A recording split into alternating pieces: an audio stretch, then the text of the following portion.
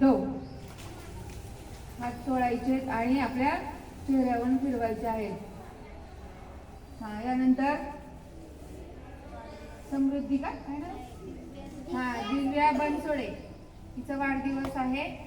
तर मी अशी सरांना विनंती करते की तिने तिला वाढदिवसाच्या शुभेच्छा द्याव्या.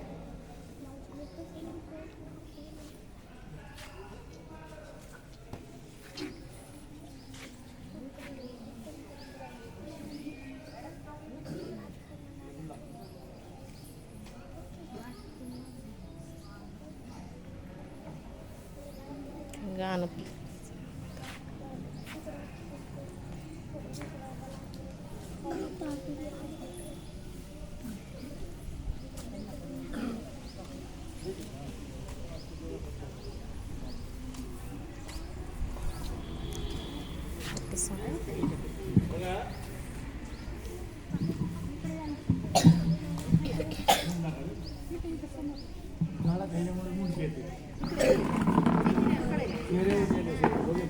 फोटो बघितले मी इथं उभा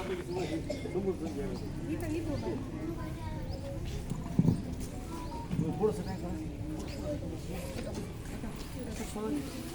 तुझं नवीनच गणवेश घालवलं सरांनी बघा. आता मॅडमनं नाव तर अगोदर सांगितलं ना, आपली पद्धत काय आहे. मी तुम्हाला विचारत असतो की समोर जी विद्यार्थिनी उभी आहे तिचं नाव काय आहे की नाही. ते कशासाठी विचारतो, हुवाळे कशासाठी विचारायचं माहिती का, की हिचं नाव सर्व आपल्या शाळेमध्ये जेवढे मुलं आहेत विद्यार्थी आहेत त्यांना देखील कळलं पाहिजे की हिचं नाव काय आहे आणि ती कोणत्या वर्गात शिकते. हे सुद्धा कळलं पाहिजे. म्हणजे बाहेर जर कुणी आलं आणि विचारलं, अरे ही मुलगी कितवीच्या वर्गात आहे, तर दुसऱ्याच मुलांना सांगता आलं पाहिजे ही आमच्याकडं दुसरीच्या वर्गात शिकते, तिसरीच्या वर्गात शिकते, चौथीच्या वर्गात शिकते, पहिलीच्या वर्गात आहे की नाही. तर वाढदिवस आपण साजरा करतोच, त्यांना आपण शुभेच्छा देतोच. तर त्याच्या पाठीमागे आपल्याला एवढंच आहे की त्याची ओळख ही सर्वांशी असली पाहिजे. आणि विशेष म्हणजे ते तुम्ही सर्वजण एकमेकांचे मित्र आहात, चांगले सुसंस्कारित मित्र आहे की नाही. आणि म्हणून आपल्याला वाढदिवसाच्या दिवशी त्याचं नाव, गाव, वर्ग हा सर्वांना माहीत असावा म्हणून विचारला जातो.